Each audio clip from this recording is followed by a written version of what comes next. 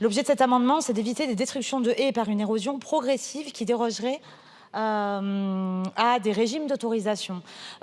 Pour illustrer la logique, je vais vous citer un bout d'un article de Splan qui nous dit « Pour contourner les bonnes conditions agricoles et environnementales, il suffit de raboter les haies petit à petit. Quelques arbres abattus la première année, puis d'autres la suivante, et ainsi de suite. C'est une érosion progressive du nombre d'arbres pour qu'à la fin, ça ne devienne plus une haie. » Détaille Catel, technicienne bocage dans le Morbihan. L'année 1, tu coupes tous les noisetiers qu'il y a au milieu et après les pareuses, tu t'arranges pour qu'ils ne repoussent pas. Du coup, il reste un alignement d'arbres, mais plus une haie. Et donc, ce n'est plus comptabilisé comme tel par la DDTM. Il s'agit donc ici d'éviter une destruction de haies par tronçons successifs via des régimes déclaratifs successifs. Il est donc proposé que toute demande de destruction d'une haie faite dans les 5 ans, suivant la demande précédente et sur la même parcelle, soit automatiquement soumise à autorisation. Dans ce cas, l'autorité administrative doit pouvoir s'opposer compte tenu de l'atteinte à la multifonctionnalité de la haie générée par ce cumul d'opérations. Je vous remercie. Merci beaucoup et je vais mettre aux voix l'amendement qui est passé à l'AS à l'instant. Je vais demander d'abord l'avis de la commission et puis on va remettre aux voix l'autre amendement, le 3202. Monsieur le rapporteur, votre avis sur ces deux amendements identiques? Défavorable. Monsieur le ministre. Je m'arrête juste 2 secondes parce que, pardon, Madame Pochon, mais il y a aussi des esprits pervers qui arracheraient l'écorce des arbres une fois tous les 6 mois. Vous faites une description. Je sais que vous lisez des articles que vous voulez, mais c'est dire l'esprit de, comment dirais-je, de suspicion que vous portez, en fait, d'une certaine façon. Vous décrivez quelque chose, il faut vraiment être compliqué dans sa tête. Hein. D'ailleurs, on va chercher un noisetier, puis l'année suivante un deuxième, puis après on dit « Ah oui, alors maintenant c'est un alignement, ça me permettra de ne pas dire que c'est une haie. » Oh là là là là, mais où est-ce que vous allez chercher tout ça? Il y a sans doute des esprits tordus. Mais enfin, c'est pas la majorité de l'espèce quand même. Des gens qui font ça, ça marche pas. Défavorable. Je vous remercie, Monsieur le ministre. Madame Batho.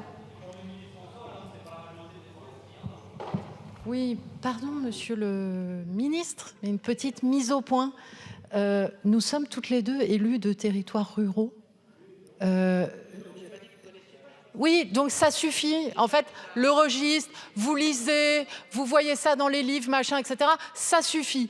Moi, je suis dans un territoire qui a perdu 80% de son linéaire de haies depuis les années 50. C'est une catastrophe. C'est une catastrophe pour l'agriculture. C'est une catastrophe dans la résilience aux sécheresses. Et la technique progressive de ce qu'on appelle en Deux-Sèvres la haie-grillage. C'est-à-dire qu'en fait, elle est tellement ratiboisée des deux côtés petit à petit, successivement, qu'à la fin, il ne reste plus rien. Ensuite, on passe un coup au-dessus. Donc, il reste une petite haie tout en bas. Et ensuite, l'année d'après, il n'y a plus rien. Donc, ne dites pas que ça n'existe pas. Je le vois toutes les semaines, puisqu'on passe aussi du temps à l'Assemblée nationale. Monsieur le ministre.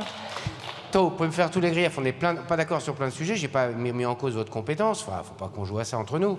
Mais ce que vous décrivez comme processus, non mais, c'est-à-dire que vous faites de la loi pour des cas d'espèces comme ça, la question c'est le maintien du linéaire, mais il faut vraiment être un esprit tordu pour faire ce que vous décrivez. Il faut vraiment être un esprit tordu.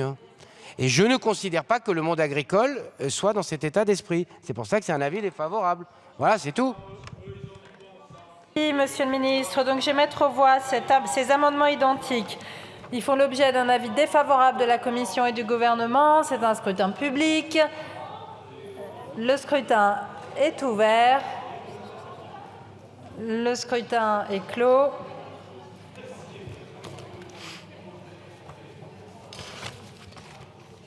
Votant 63, exprimé 63, majorité 32, pour 12, contre 51. L'Assemblée nationale n'a pas adopté.